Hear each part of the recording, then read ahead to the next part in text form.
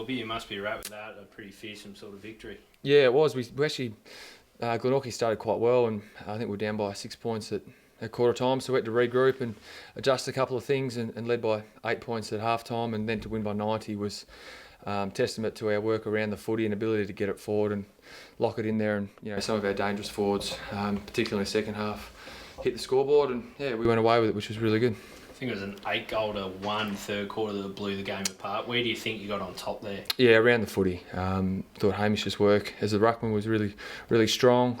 Tim Bristow led from the front today. He had 15 clearances himself. So that's a pretty big number for an old boy. Fletcher Seymour kept up his great work. Joby Harper, big bull, big and strong. So when you got those sort of guys sniffing around the footy and getting inside 50 to Dylan Riley and Alec Wright and guys like that, it builds some good chemistry. Must be happy with your defence too. Yeah. Calendar, I don't know if he's gone goalless all year. Yeah, well, actually, he went goalless last time we played him here. There you go. Yeah, Ryan Tyrrell over the last month has been outstanding. He's had a knee issue in the early part of the year, but that's come good. Those buys we had through the middle part of the year has helped him get a little bit healthier, and his work. And we've got a lot of youth in our back half, and the work they do to set us up and make the ground nice and big and use it quite aggressively helps the mids connect and the forwards hit the scoreboard. You touched on your midfield. It was formidable, the work they put together, particularly in the third quarter where they turned the game. Do you think you might have the best sort of on-ball brigade in the comp just about? Yeah, I'm not sure about that. That's been said and bandied around a little bit. What I do know is they're a tight group and they're a competitive group. That's probably the key part. They're probably not the most polished. They're probably not the fittest. But when the ball's there to be won, they'll run in a straight line, and that's something that I'm really big on, and the boys in and around the footy are really big on. They hold themselves really accountable to that sort of stuff. So they were fantastic today. The group of them, Brendan Taylor included in that. He had 25 touches himself and hit the scoreboard. So a lot spoken about the big three boys in there, but we've got some other lads that do some good work. And Dylan Riley, it must be a real luxury to have a player of his quality come into the team in the back end of the season. Yeah, I mean, Dylan and I are good mates away from footy. We've had lengthy discussions early in the year, and for me it was just about letting him go, and he was always going to come back to the club. Outstanding player, really good around the group. He's in that age demographic that we probably lack a little bit of, the 25-6-year-olds. He's come back in and fitted seamlessly. I think he's kicked 12 goals in his first 3 games, so he's important for us. And your own battle, mate, out there with Gunther, I thought it was a pretty good matchup. You both had top periods where you had good moments. Yeah, he's a really good young player, and I'm a old player that's just hanging on. My role is really important to try and take guys like Harrison away from Dylan, and I thought he played really well. He got a lot of the ball off half back, and I had a couple of moments that helped us, but ultimately, mate, my team is just to get the team playing a certain brand of footy and playing my role as a forward and let some of the other boys go to work. Thought James Gillow was outstanding again as a young forward that we're trying to get up the ground and get back. His work over the last fortnight's been terrific as well. You spoke about it before, but you seem a real together group. Like everyone seems on the same page and working really hard for each other. Yeah, and that's something we worked on from day one of pre-season, about building a team and a brand that is sustainable. And that early part of the year we had some young guys cutting their teeth, and we had to get 4, 5, 6 games into them before they understood the level. Grant Holt, Jack Tuthill today I thought was absolutely terrific. We gave him Jay early, and then he actually got forward, hit the scoreboard, and got a lot of ball off half back for us. He's an 18-year-old kid that's played 14 TSL games, played every game this year, and we are a very close group. And Lauderdale next week, obviously they're probably the team to beat in the competition so far this year, but arguably you're the form team of the competition. Do you think you can really take it up to them? We had a really good battle with them at home last time. We were in front midway through the last quarter, and they were a bit too strong, had too many contributors late in the game. I think they beat us by a couple of goals. Obviously they get Dodgy back next week. There's no doubt they're the premiership favourite. I think some results have happened today that would lend itself to say clearly they're the favourites. They've got a very, very strong on-ball brigade. They've got a very dangerous forward line, add Dodge into that. So we'll reset and go again, and we'll throw the kitchen sink at them and see where that leaves us. Into the top 3 now. Do you think so far this season you've been a little underestimated? Oh, and probably rightly so. We're definitely a developing side. It was unknown how we were going to go I think at the end of last year we had 15 players walk out of the club, leave the club, but that's probably been a blessing in disguise. We've got some kids in that are just willing to play their role. They're willing to train hard. They're willing to come every week to every session, and all those little things make a good team. You can have a lot of talent on a list, and that's not always the be-all and end-all. If you've got a team that are willing to do the little things and enjoy spending time together, often you build a better team, and that's what we're trying to do as the season progresses, and we're trying to continue to get better.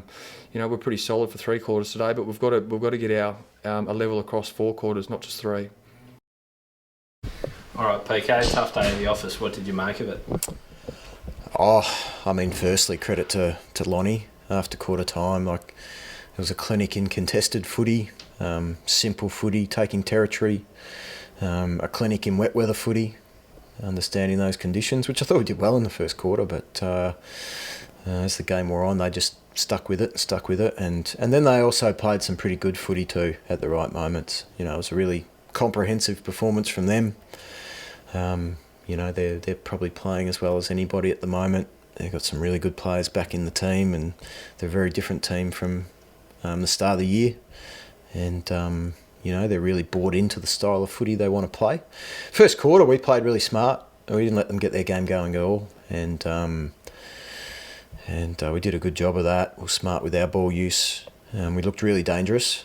And the way we wanted to play against them looked good. Second quarter, we weren't quite as smart.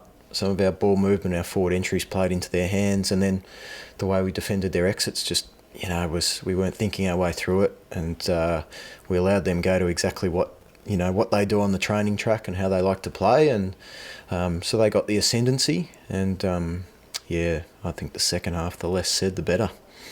In terms of the list of them, obviously you've had a fair few in and out and in and out. Is that quite disruptive and make it hard for you to play your best footy? Yeah, certainly some things are catching up with us. 12 weeks into the season, we played 40 guys in the seniors. But that's no excuse for getting shellacked in contested footy like we were today. Like, if Launceston are a good team, and if they came in here today and beat us, but we'd really cracked in with around the contest, all over the ground, and they were just too good for us, so be it. They've got some great players around the ball. Leedham was exceptional today. Really dangerous forward line, like when you can have Thorp, Riley and Blackberry in that forward line, and then some other dangerous smalls buzzing around them. They're a really good team. And so losing to them is no shame, but certainly there would be some reasons for it, and that we don't have the cohesion we'd like. But there's non-negotiables in footy that you can get right no matter what your circumstances are, and we didn't do that today, and we didn't do that last week. And so we've got the challenge in front of us now is, there's 5 games left in the season until finals. We've got to make sure that we're back to being the team we want to be, before we get to that point. You touched on Launceston, and they were very impressive today. How good do you think they are? Do you think they can really go deep?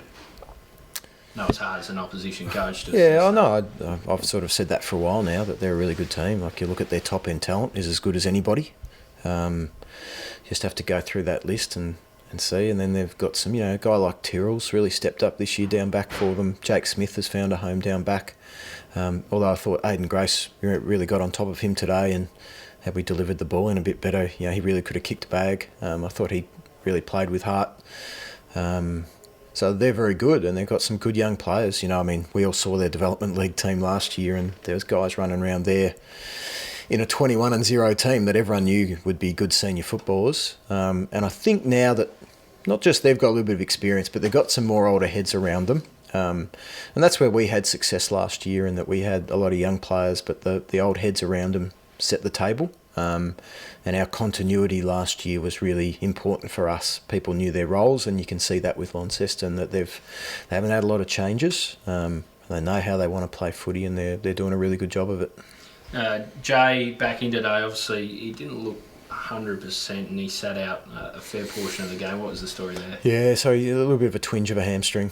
So obviously losing him was it was a shame and it hurts. But again, that wasn't where the game was won or lost. It was around the contest. But yeah, so him now, it's a matter of we'll just have to assess where that hamstring's at. And yeah, again, we need to be the team that we want to be in 6 weeks' time. How do we best build Jay to be at his best there? That's what we'll have to assess, and it might just be it's a strain and he only misses a week, or we'll just have to work that out during the week. You've been entrenched in the top 3 for the first part of the season. You fall out for the first time I can recall. Yep. How do you get back to your best footy and hopefully get back into the top 3? Yeah, I mean, there's a few things. Like it's one of those ones, and it was good having a chat with the guys about how they want to go forward on it. But we had 7 straight weeks with 15 or more players out. So you roll out on a Tuesday night, you have 20 blokes on the track.